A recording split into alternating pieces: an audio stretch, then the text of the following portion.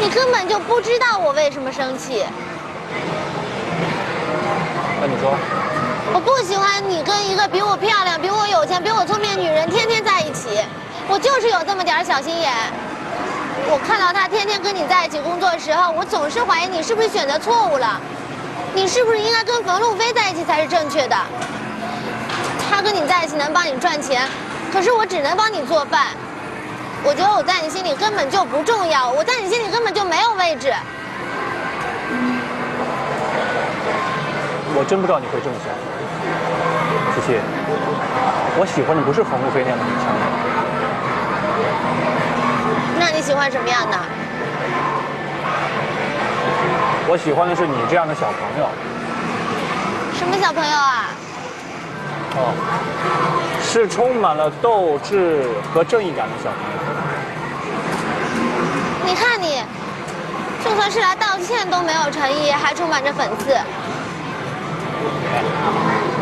刚才你说冯路飞在工作上能力比你强，我同意。但是你说她比你漂亮，我不觉得。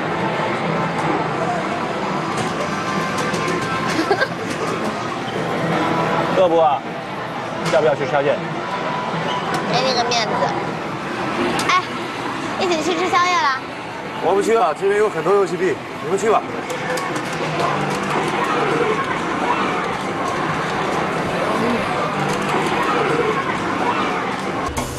美女，可以请你喝杯酒吗？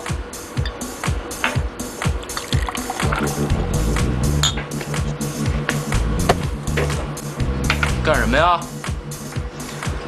别让他喝了。关你什么事儿啊？叫你别让他喝了。他是谁啊？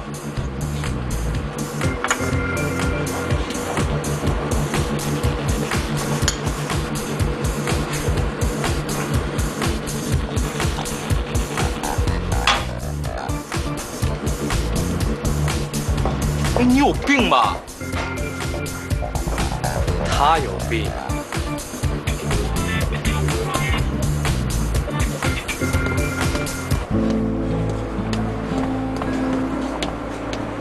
有话一次性说清楚，别每次都在我办正事的时候出现。刚才那个男的，一看就知道开了一台双门跑车，车里面载了7、8个女人。你应该感谢我每次从天而降，避免你彻底人生悲剧。你可以说我公关做得不好，但绝对不能说我勾搭不专业。那你试着勾搭我看看，我很专业的。你看你，龙套不像龙套，主角不像主角。小学浪子还穿秋裤，想学琴声连小学语文都没及格，想学人家扮富二代，不好意思 ，ATM 机连50块钱以下都取不出来。我告诉你，你再这样我就不带你玩了。没想玩。哈，太好了，我早就不想玩了。汤七七跟我说张大宇的事情，他说你找他是为了编剧。是啊，我堂堂公关系的小 S， 连找个编剧都要依靠前男友，我就这点本事了。你不要生气了好吗？冷战结束，早就结束了。我从不冷战，只分手。我可以接受分手，但我不能因为误会而分手。我们之间没有误会，你一切都已经知道，哪来什么误会？我误会你跟张大宇藕断丝连，你知道我为什么那么在意他？因为是他把你拽到我面前来，你撞到派出所的门口是因为他，你每天泡在夜店里面也是因为他，你家里全部放满他的照片，你要我怎么想？魏警官，你把我想得太深情了。我跟张大宇就是最现实的一对关系，供求不对口嘛。就好比说，我想找有才华的，却总遇到没文化的；想找真情的，却总遇到花心的；想找人谈场恋爱，总遇到逼婚的，就是这样。你不会说分手就分手，分手总有个过程，有冷战，有妥协，有谈判。我们才刚刚开始，你不能不遵守游戏规则。男女之间本来就没有什么游戏规则可言。你知道你跟我的差别在哪吗？我说分手就是分手，绝对没有那个时间去陪你演什么偶像剧。到了我这个年龄，就喜欢最直接的办法。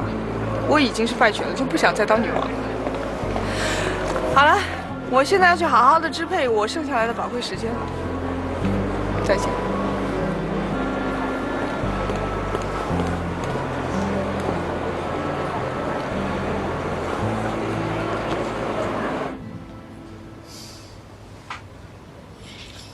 你和徐然最近怎么样？你又听说什么了？我什么都没有听说，我只是坚持自己一贯的想法，你跟徐然是不会有结果的。什么意思啊？你跟他不是一种人，我们才是。我没觉得我们俩像啊。你到底想说什么？我小时候住在一个很小的地方，当地有一个流氓叫张德宝，长得其貌不扬，可是很多女人看到他都会脸红。有一次，他调戏了一个小学老师，搞得整个村子都非常讨厌他，有人拿棍棒追着他打，打得他浑身是伤，浑身是血。就有人问他：“你根本就是个混蛋，为什么还会有这么多女人喜欢你呢？”张德宝回答说：“因为我爱他们。”你应该已经猜到了吧？张德宝就是我爸。那个小学教师是你妈妈？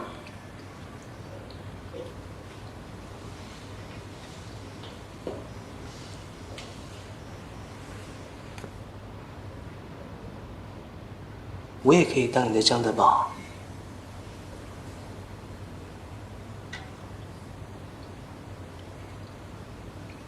我听见你心里转动想法的声音。你想说，你不过是个流氓的儿子，我是冯修文的女儿，至少是被他养大的。可是你错了。他们这种有钱人，永远只相信血缘是唯一关系的根本。徐然是冯修文的儿子，而你呢？你连自己亲生父母是谁都不知道。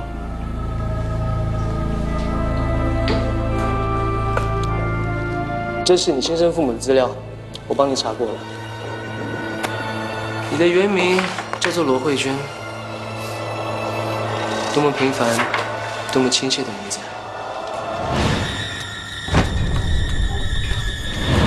我知道你现在心情一定很复杂，相信我，全世界只有我最了解你的感受，因为你是我的。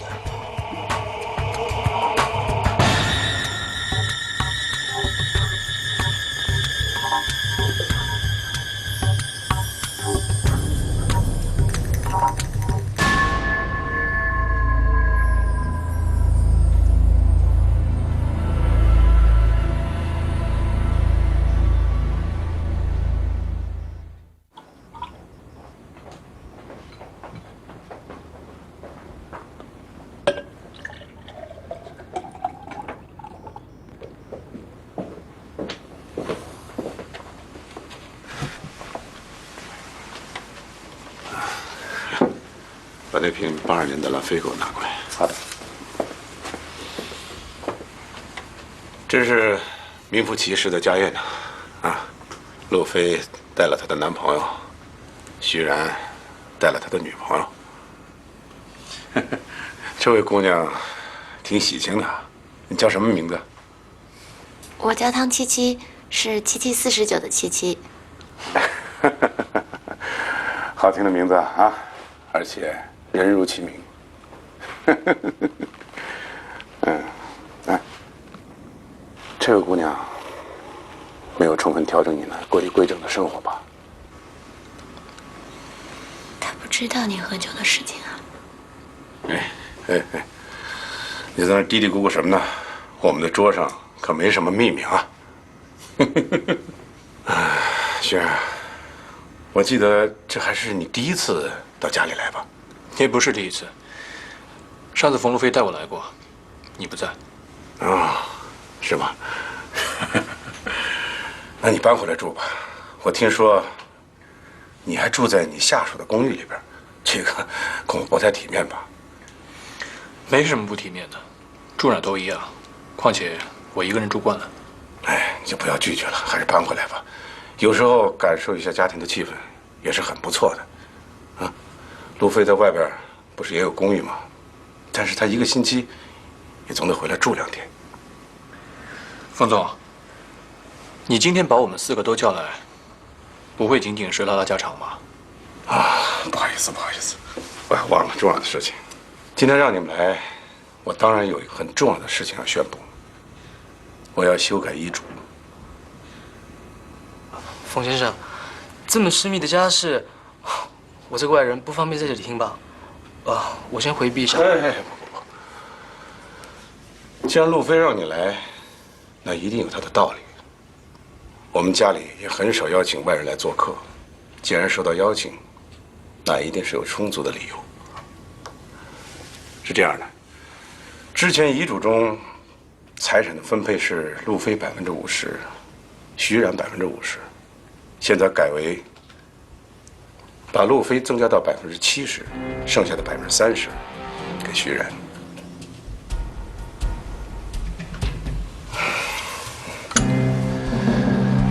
徐冉，你没什么想法吧？你的财产怎么分配，那是你的事情。我本来就没打算要继承你的1分钱。为什么要修改遗嘱？你来说说为什么？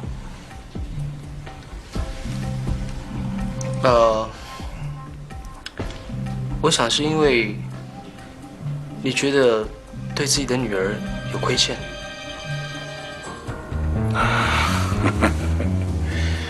你看看，他比你更懂我的。那你知道为什么我听到这个消息一点都不高兴的原因吗？我来说个故事，在晋朝时期呢，有一个叫石崇的人，他有一个弟弟，在他父亲过世之后呢，把所有的财产都给了他弟弟，他1分钱都没拿到。不过10年之后，他却成为了那个地方最富有的人。我想说的是，路飞一直觉得他就是石崇，可是冯先生，你却觉得徐冉才是石崇，所以他不开心。爸，你看到了，他比你更懂我。如果没有其他事情，我先走了。我们走吧。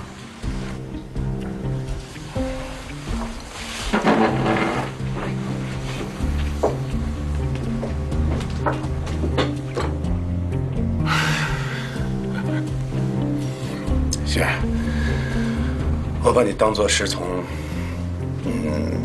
你觉得高兴吗？你不觉得很可笑吗？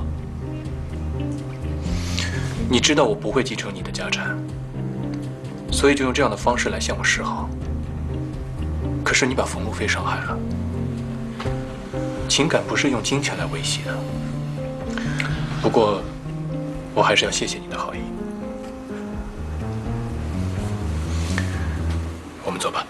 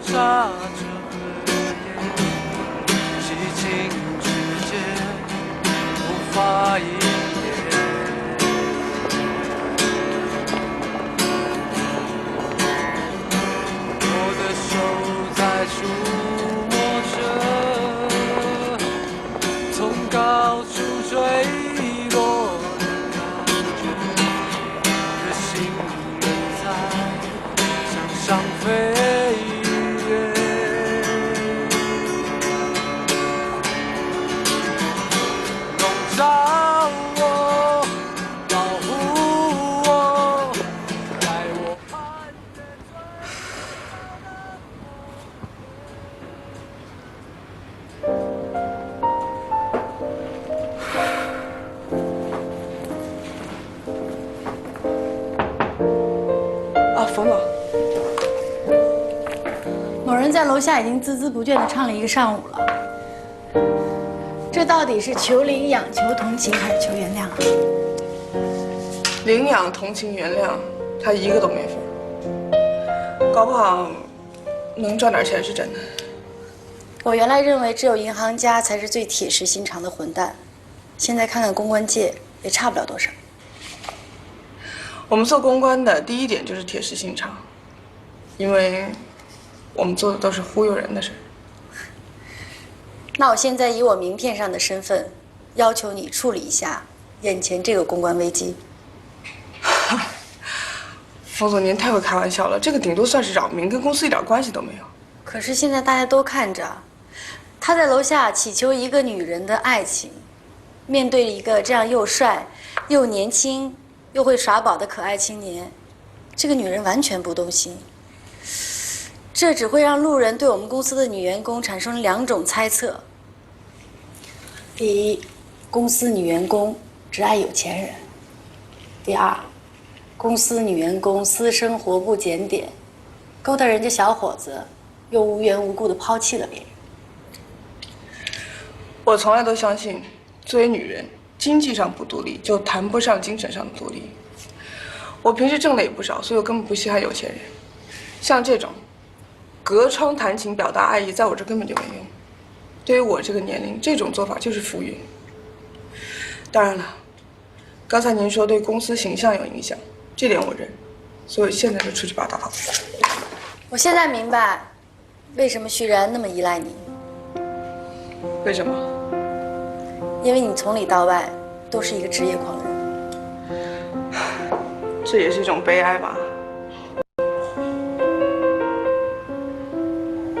我得马上就把他打发走，不然我就当不了职业狂人。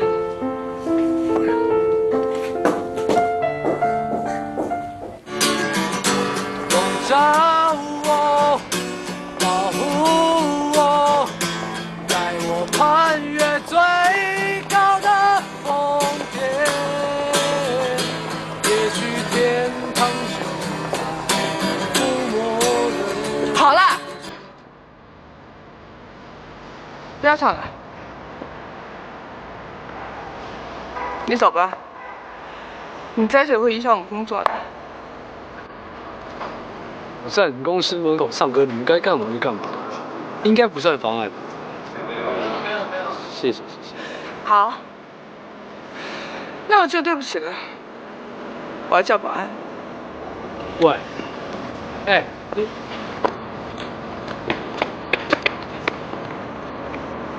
这个人，带走。对不起，先生，请你离开这里。兄弟，我这么做，完全是想要挽回一个女人的真心跟原谅。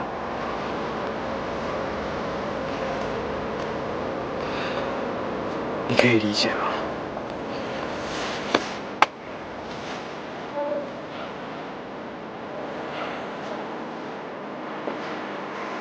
哎，喂。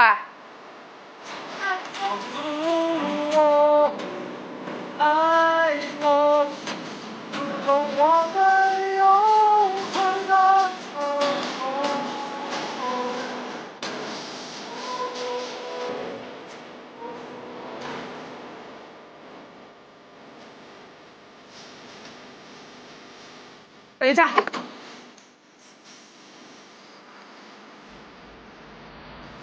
我先联系微信，但要后面说。有什么话在这边说就好。这么多人，换个安静的地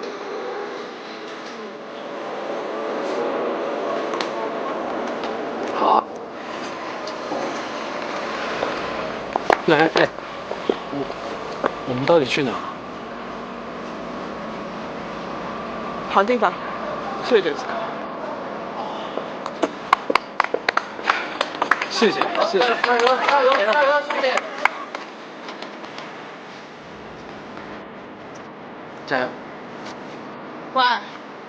哦。对，我们去等。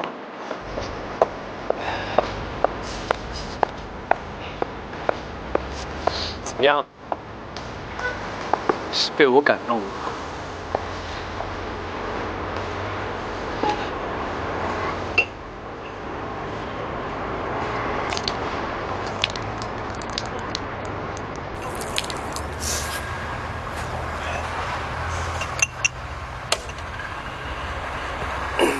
这就是我的态度。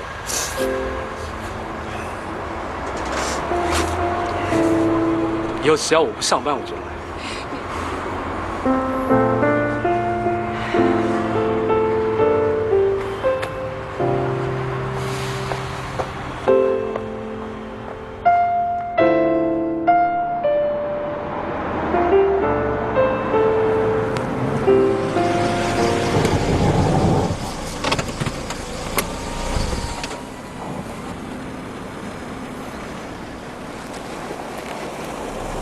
熊小姐，你还真是神出鬼没啊！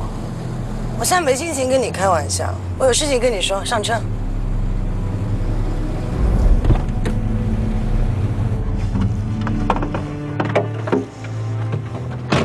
什么事啊？我要被调回美国了。哦。合纵联盟已经开始怀疑我了，我现在处境非常危险。你们一定要帮我，而且要尽快。你没资格跟我谈条件。我要你办的事情，你一件也没办好，我凭什么帮你？你知道我差点被江东给弄死。你也已经拿走了笔记本，我不能过河拆桥了。熊家姐，这种事情对你来说应该不陌生，你不知道做过多少次。算你狠。游戏规则嘛，我只是按你出牌而已。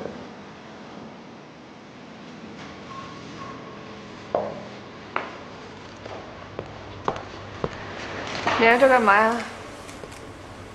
来看你啊！听说你那帅哥每天来这里弹吉他给你听，你这是和我分了手之后一夜之间回到了解放前啊！哎，你嘴巴怎么就这么恶毒呢？就算我智商再低，背了那么多剧本，总会一点点吧。说吧，找我有什么正事？亲爱的，你真的永远那么聪明，我真是舍不得你。从你刚刚离开我那一刻开始，就说明你并不和我一样聪明。看了你这么舍不得，我就放心了。你要是听到我能跟你说的这件事，你就不会那么放心。什么意思？我有朋友告诉我，有一个剧组跟你们拍同样的戏，也是洗发水广告植入，大概什么时候能拍完？最快要明年3月。那你就惨了。他们好像日夜赶工，2班人马轮流转。熊家姐出事了，据她的说法，好像是合纵联盟对她有所怀疑，要把她调回去。她还希望咱们帮她想办法。跟我当初预料的差不多。昨天马凯给我打电话，说我们公司的股票增发成功，要让合纵联盟上钩，靠的就是这个。所以现在绝对不能让熊家姐离开。那我先去稳住她，让她别自乱阵脚。哎，你跟叶柔怎么样了？别提啊。他只是外表冷酷，其实人不错。我知道，我都抱着吉他在你们公司门口唱歌了。你说什么？我真的没办法。这种招你都想得出来？我也是看电视学的。那有没有用啊？被浇了一头水，也好，是冷水。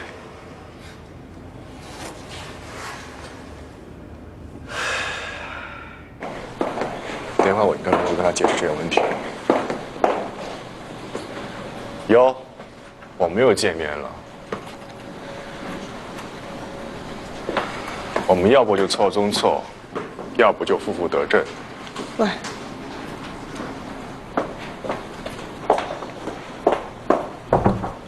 请进。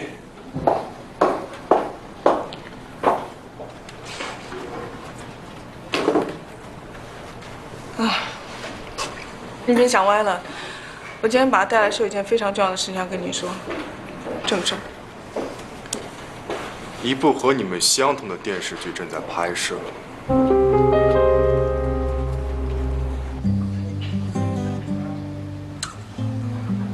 你可真是个讲故事的高手。我爸3点钟打电话给我，说你讲的故事是他近几年来听到最有意思的故事。我在意的是江德宝的故事，你还没有给我的江德宝打分数呢。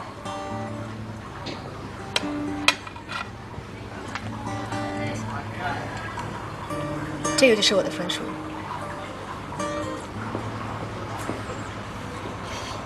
路飞，我真的很开心，我们能手握着手吃饭。可是我要说一件很煞风景的事。说来听听。我们都知道，得到一些什么，总得付出些。我最不想看到的就是你最先付出。我之前是你的客户，你现在变成我的女朋友。当然，对我来说，这就像天上掉下来的礼物一样。可是，并不是每个人都会这么想。他们一定会觉得，因为我是你的女朋友，所以你才会把青阳交给我。我最怕他们这么想了。我最不想看见像这样的流言蜚语。不管是对你、对我，或者对公司，都不公平。所以我希望你跟青阳的关系能够离远一点。当然，这只是我的建议啦。不过，如果你有更好的解决方法，我们可以讨论。我觉得你说的没错，但是你知道，我的公司基本是靠青阳在维持。这个我知道，所以我是希望你跟青阳的关系能够保持一个距离，而不是划清界限。还有，我觉得青阳拍电视剧这个事情，你可以全部给徐然做啊。他对青阳很了解，我相信他一定会做得很好。这倒是个办法，对于徐然来说也是个好机会。好，我跟他谈谈。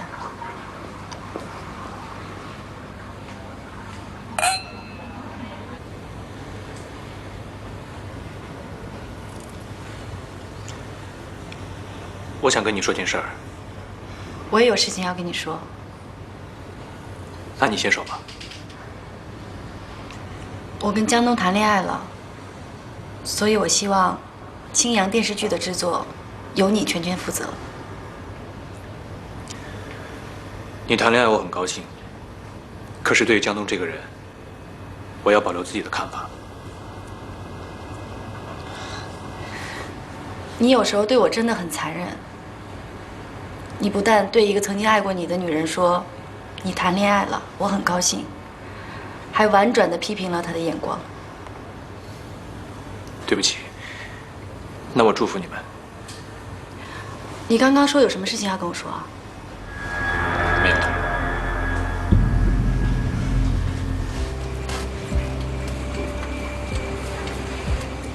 我要跟你说件事情。什么事儿啊？冯路飞把青阳电视剧这个项目全权交给我来处理了。为什么？不会是因为我吧？冯路飞不是跟江东在谈恋爱吗？他为了避嫌，所以不能参加这个项目。等于说呢，现在在广告公司，我跟他负责不同的客户。听起来像是一件好事儿，权责分明。的确只是听起来还不错，其实我现在遇到了个大麻烦。有人告诉我，有一部创意和青阳一模一样的电视剧正在秘密的拍摄。我猜这件事情的幕后主使人就是江东。这2件事同时发生，这也太巧合了吧？更棘手的是，我们在明处，他们在暗处，他们想做什么，我完全都不知道。哎，或许可以通过网络的力量来搜集情报。怎么搜集？我可以在我的微博上告诉大家我被人偷了一个剧本，而这个剧本现在已经被秘密的拍摄，希望广大知情人士可以提供线索，告知现在的拍摄情况，帮助我尽快找到这个人。这主意不错。我终于不是只会做饭的了。还好不是只会做饭。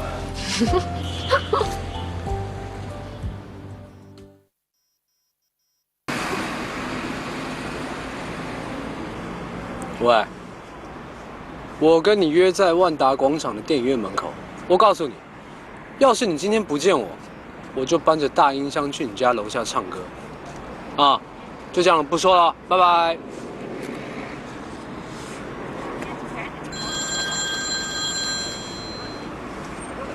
怎么样？后悔啦？你小子说什么呢？教导员，我不知道是你，所以我莫名其妙。我现在在万达广场，这儿有紧急任务。啊！你赶紧过来协助维持现场秩序。万达广场。哦，我在附近，我马上过去。啊。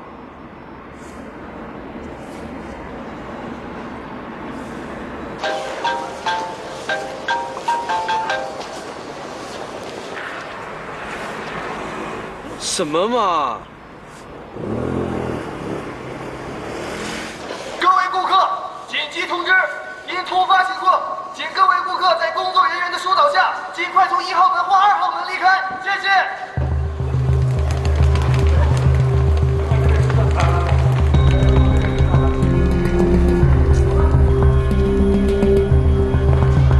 这位小姐，来不及了，请从这边撤离好吗？先别打电话了，请从这边。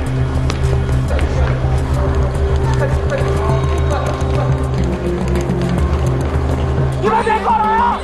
过来我就站在这呀！不许过来！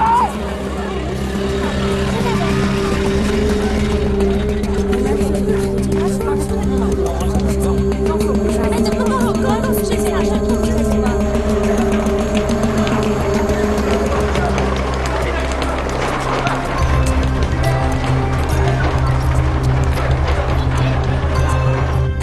搞什么呀？家都是先问一下。哎，同志，你不能进去。兄弟，自己人。好。哎，看路上，我是仙林派出所民警韦笑，现在什么情况？好，刚才在里面发现了一个手持自制武器的疑犯，我们现在需要疏散群众。啊，好。哎。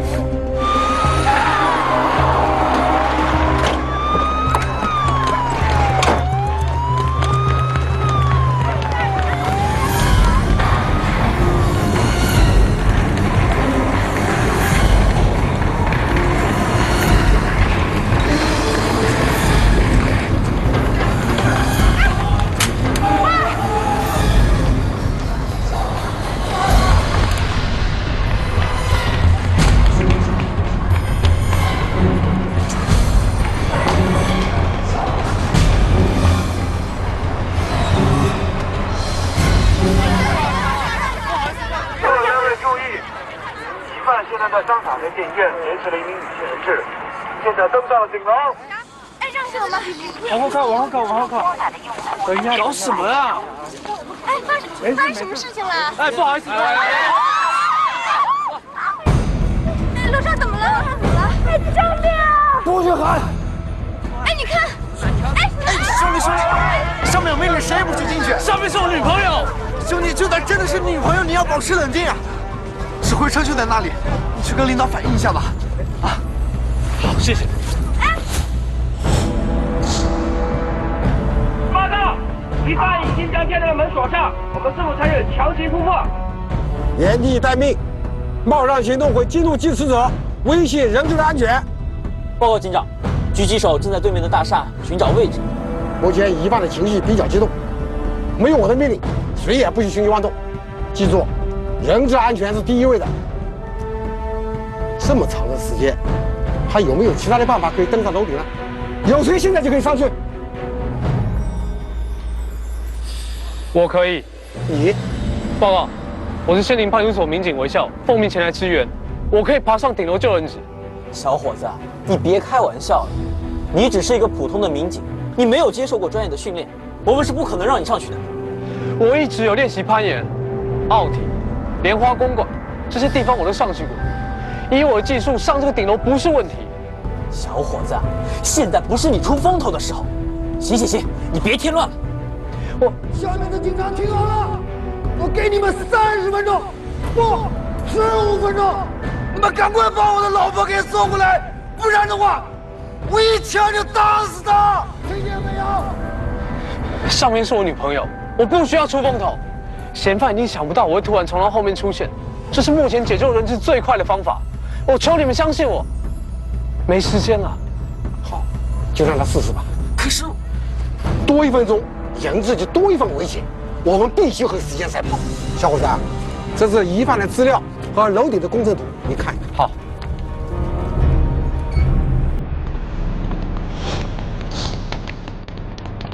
微笑，带上这个，你可以随时与我们联系上。你和疑犯的一切对话，我们也都能听见。我们会在底下掩护你的，微笑同志，靠你了。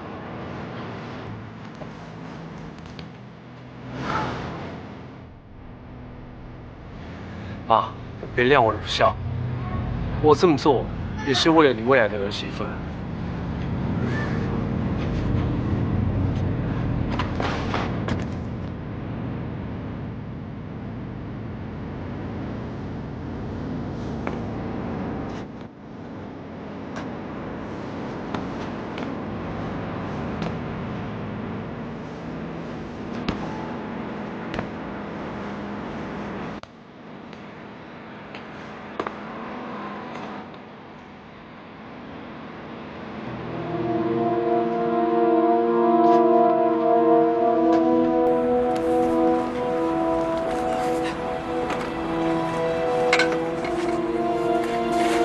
局长，刚才我们在嫌犯家发现了一些手枪零件，嫌犯持有的可能是自制手枪。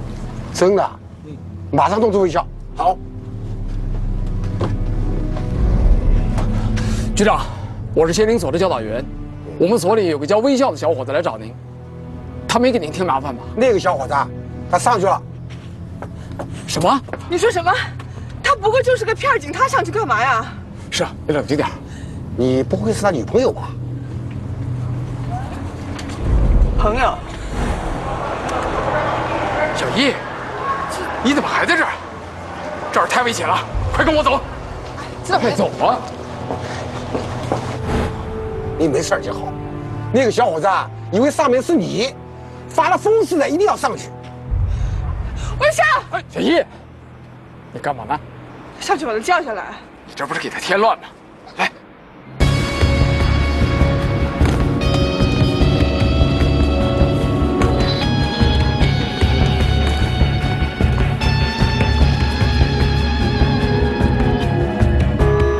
长官，还有一件事，我想跟你汇报一下。什么？我认为我们有必要先确认嫌犯枪支的真假。你说什么？我曾经读过国外有这样的案例，我怀疑他想借用我们的手来一场轰轰烈烈的自杀。理由呢？第一，表面上看起来他在跟我们要价，但事实上谁都知道，在这么短的时间内根本不可能把他妻子找来，这不合逻辑。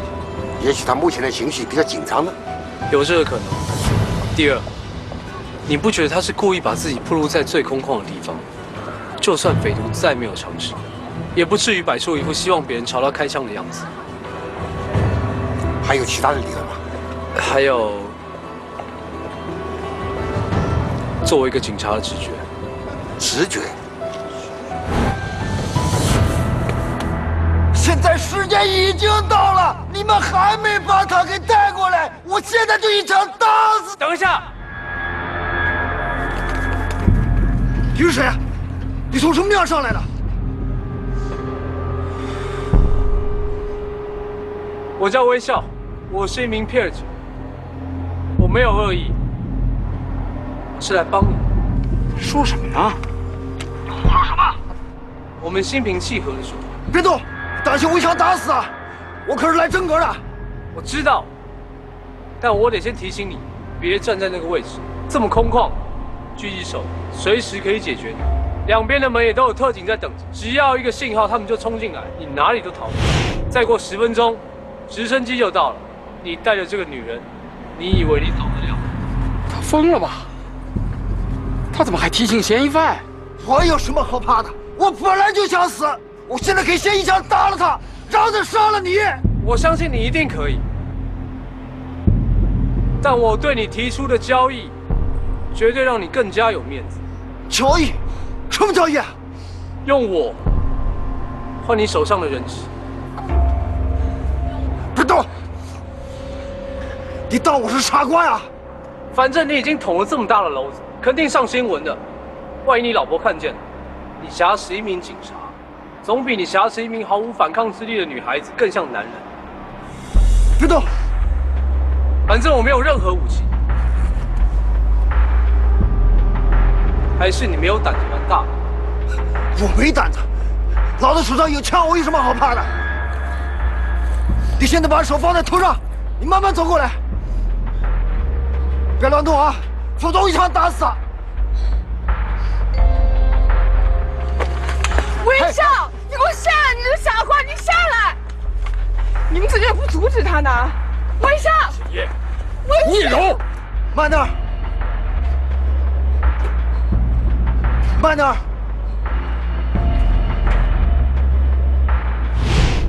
你慢慢过来，跟我走，你过来。下面的人看好了，小叶，你们刚才派来的警察在我的手里，现在赶快把我老婆弄过来，否则的话，我就杀了她。小叶，易容，你不要在这儿胡闹。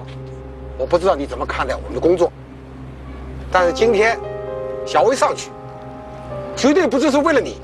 我不管你和他是什么关系，但是我希望你学会尊重他。作为一个人民警察，站在第一线的荣誉。现在我们要做的就是相信他。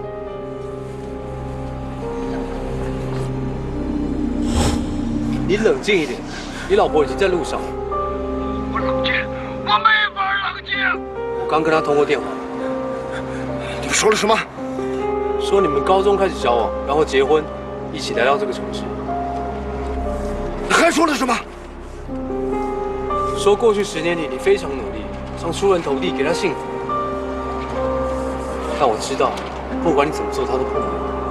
你是不是觉得她永远看不起你的一切？感情？你知道什么叫感情？知道。因为我也遇见一个让我愿意为他付出一辈子的人。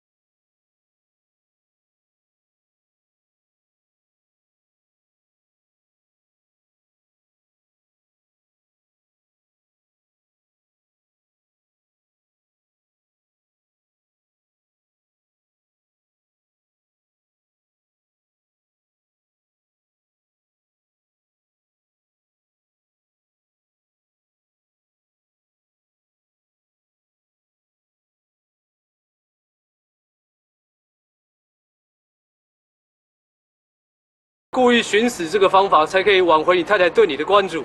你这枪是假的。胡说什么？你不是打从一开始就想借用用警察的手来自杀，挽回你太太对你的关注。你乱吹什么？你以为我真的不敢开枪吗？啊！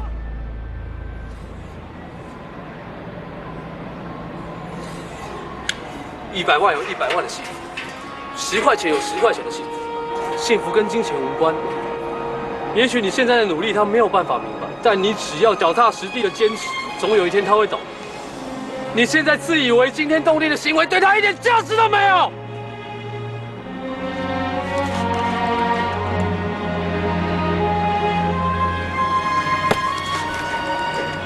如果你死，谁来代替你照顾他？ 如果你连守着他勇气都没有，你有什么资格说爱？你闭嘴！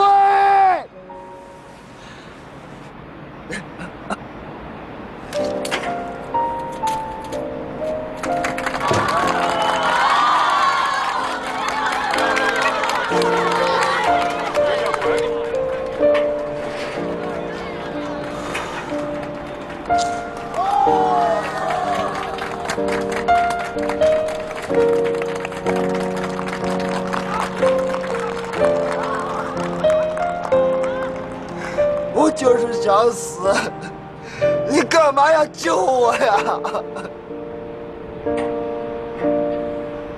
我不只是要救人质，我还要救你。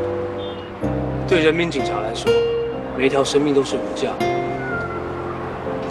相信我，只有你勇敢的活下去，才是对你妻子最大的幸福。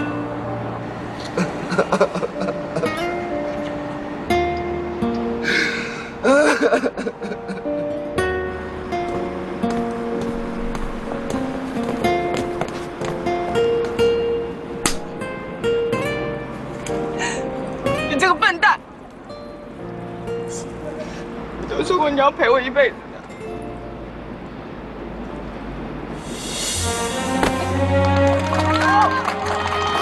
还有，有说话不许那么肉麻。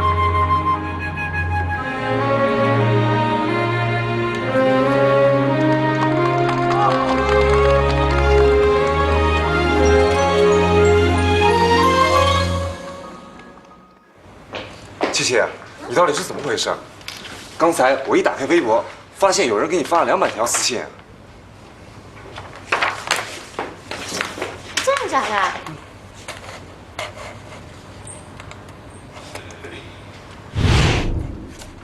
喂，徐然，我找到证据了。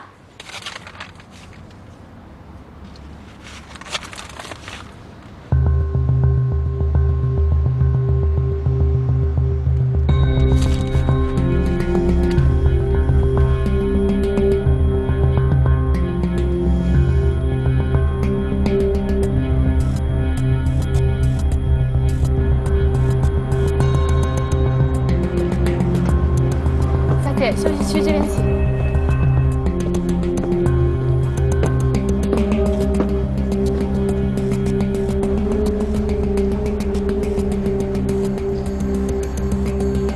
我必须要离开了。合作联盟已经开始怀疑我跟你的关系。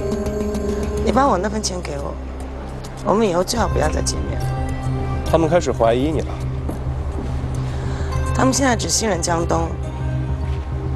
李智慧已经下了，很有可能江东会扶持上要他去总裁的位置。我看连我的位置也快被他顶替了，他到时一定会疯狂反扑的。等到合纵联盟上了钩，我再把钱给你。但是我现在再不走，我康永远走不了了。你以为现在走了，合纵联盟就会放过你吗？ 更何况，在这么短的时间里，我也拿不出这么多钱。再耐心的等上几天吧。我可以跟你保证，给到你的钱，足够你花几辈子。考虑一下吧。现在您的车修好了，这边请。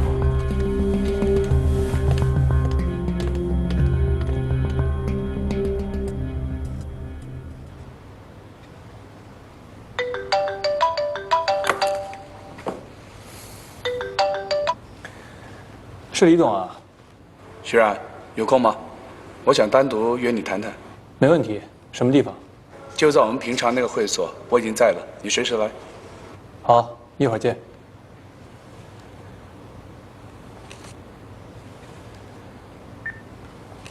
我要出去一趟，待会儿不方便接电话。如果公司有事找我，全部转到语音信箱。我大概1个小时回来。李总，哎，徐然，坐。咱们又好久不见了。是啊，自从我离开了 V 公司以后，咱们见面的次数就越来越少了。对。啊，对了，约你过来是想告诉你一个消息，我马上要离开亚太区了。我已经在报纸上看到这个消息了，恭喜您高升。谢谢。不过，我收到一个消息，接替我的人可能会是江东。江东？对，这个消息比较保密，这也是为什么我单独约你出来的原因。我明白的，您放心吧。今天我们说话的内容不会有第3个人知道。我就欣赏你，足够聪明。徐然，在我看来，江东对你的成见可是很深的，而且这次江东的任命，我觉得有点奇怪。本来有很多优先考虑的人选，都莫名其妙的出了事儿，结果机会就这么阴差阳错的落到了江东的身上。我觉得背后有股看不见的力量在左右这件事情。或许这就叫运气吧。这绝对不是运气。徐然，在 V 公司的时候，你就是我的得力助手，我也希望你很成功，所以我要告诫一下你，商场如战场，千万不可掉以轻心。好，谢谢李总，我会小心的。来，为了我的高升，来一杯。Cheers。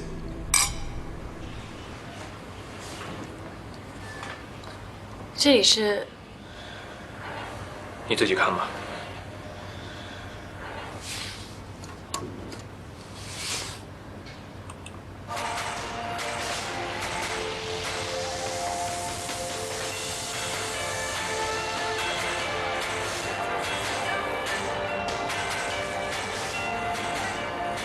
卡迪娜也拍电视剧了，怎么跟青阳创意一模一样？很明显，是江东在坑我们。同一个创意，同时为2个品牌投拍电视剧，到时候他可以说是我们在剽窃别人的创意，拒绝为我们买单。你怎么知道是江东做的？在 V 公司可以花这么大一笔钱来投拍电视剧，能够做出这个决定的人，只有江东。你去问过他？不用问他。当初江东这么轻易地把青阳的案子给我们，我就知道他没有怀好意。他能够有恃无恐地来整我们，是因为他知道我们拿他没有办法。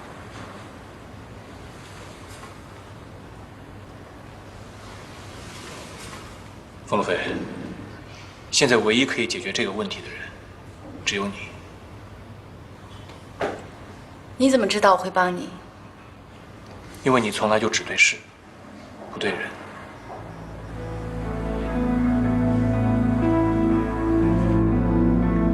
这个跟青阳撞车的电视剧，你打算怎么解释？我也是第一次看，我也想知道是谁拍的。你不知道？我当然不知道，我是 V 公司的亚太区总裁，我怎么可能让青阳还有卡迪娜都拍电视剧呢？这不是自相残杀吗？你别装了，这件事情就是你干的，除了你，谁还有这个权利？你早就想好了对付徐然，不然之前也不会让我跟他们掰开了。你说这个话真的很伤人，知道吗？你就这么不信任我？反正这件事情必须要查清楚。如果是别的女人这样跟我说话，我早就把她轰出门了。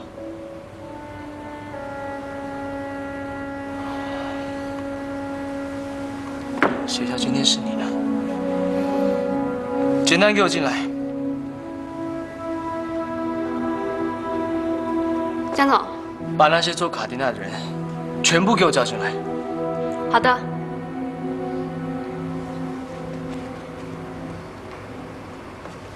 啊，邓总，江总让10分钟后在他办公室集合开会。黄总你好，江总让10分钟后在办公室开会。嗯，好，再见。袁总，江总让10分钟后在办公室开会。嗯，好的，嗯，再见。搞出这么大的动静，我怎么什么都不知道？这个电视剧计划是李总亲自立的项目。李志辉。是啊，没他发话，我们也不敢动啊。现在做到哪里啊？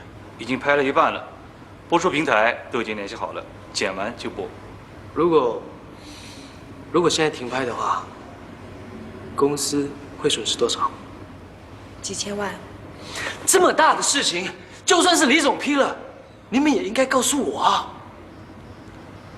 现在出事了，是我要扛责任，你们知道吗？不好意思啊，江总。好，你们先出去。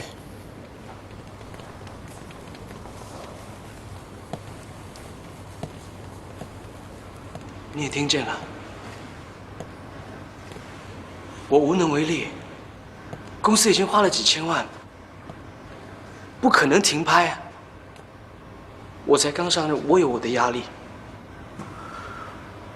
我希望你能够了解。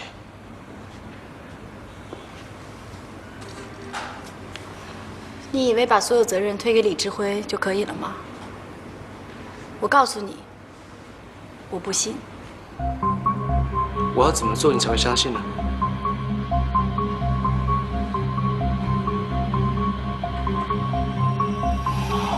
我发誓，这件事情跟我江东一点关系都没有。如果我说谎，我出门给车撞死。快起来！还有，我承诺你，不管青阳拍的怎么样，什么时候拍完，我都会买单。这是我在这个职位可以做的。我其实可以什么都不管，可是我不希望你为难，知道吗？江总，总部电话。我知道了，出去吧。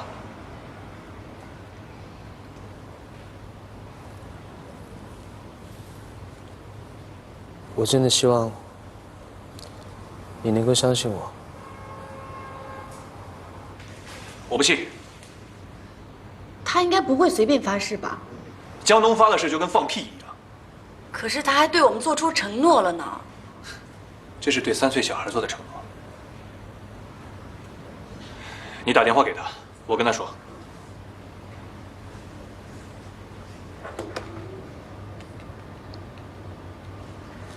喂，学员要跟你说几句话。江东，我不会接受你的承诺，即使你的承诺是真的，我也不接受你的施舍。我们现在就比比谁拍得快吧，只要你们先拍完，我就不让你买单。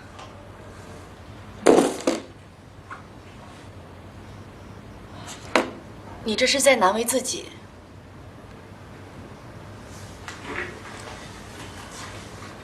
我先难为自己，才能让江东为难。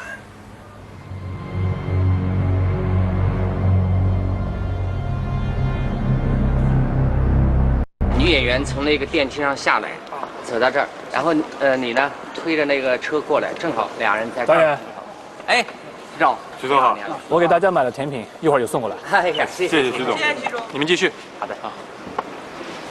那我们看一会儿啊。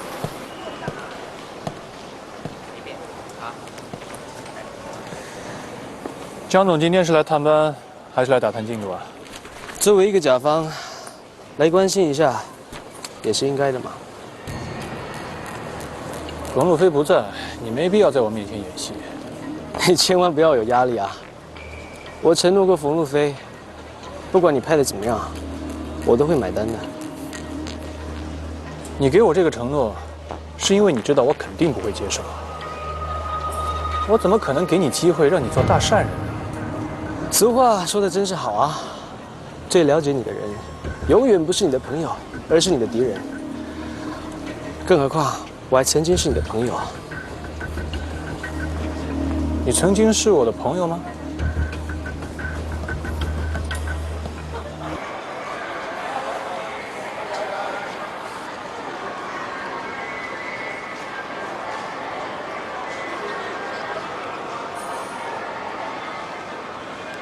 好，停！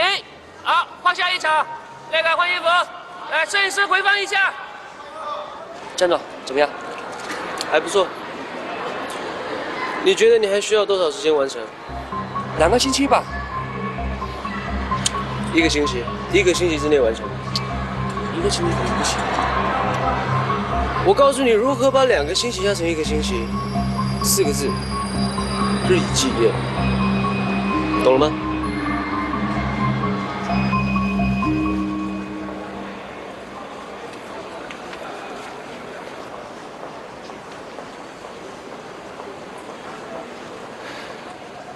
停！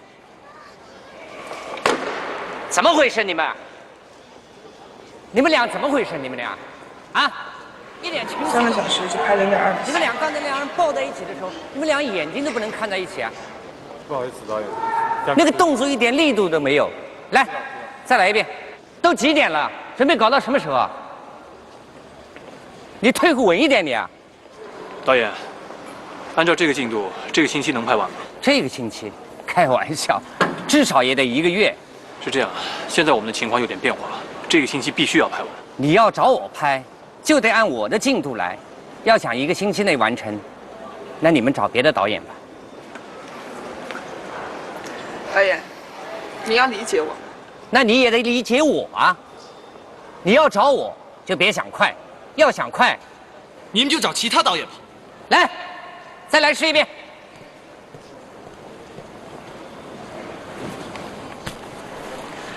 徐总，这是备选导演的名单，您看一下。这2个是我们主推的，因为他们在1个月之内都拍完过1部戏。我再考虑一下。我们必须比江东快，这是唯一的出路。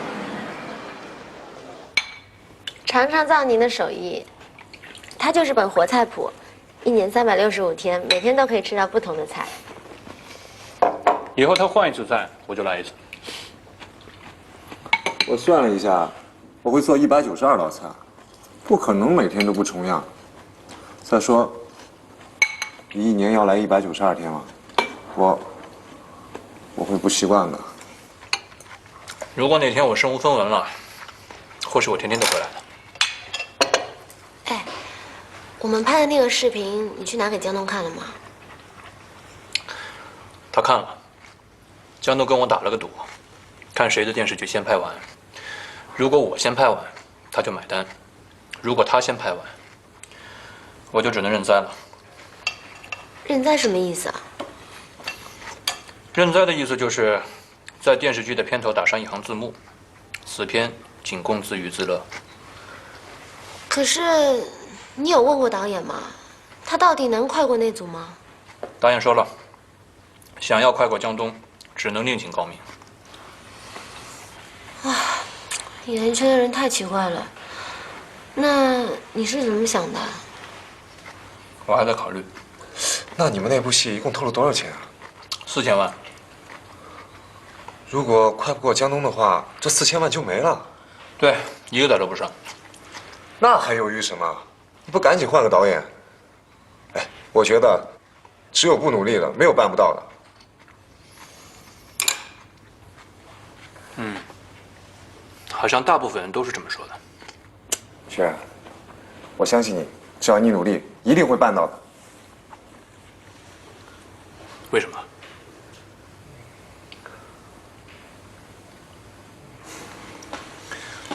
谢谢你的鼓励，可是我现在更加需要的是清醒的判断。哎，好了，你自己拿主意吧，我再给你盛点。我去盛。那没有别的办法可以对付江东了吗？没有，除非把他们剧组砸了。我原本还以为把这段视频拿给他，拆穿他的计谋，他就可以把他给停下来。可是谁想到他还变本加厉了，所以我们拍的这个视频对他来说根本就起不了什么作用，对吗？琪琪，你和赵宁一样单纯，你们都愿意去相信一个美丽的谎言。努力就一定会成功吗？你相信像江东这样一个人会怀有愧疚之心吗？什么是生活？生活就好像是一场越来越糟糕的灾难。我们唯一可以做的，是让它不要变得越来越糟糕。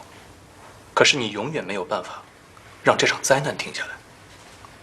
我把视频给江东看了，就算是把这件事情挑明了，我现在要等的，就是江东变本加厉。为什么呀？因为人在变本加厉的时候，容易出错。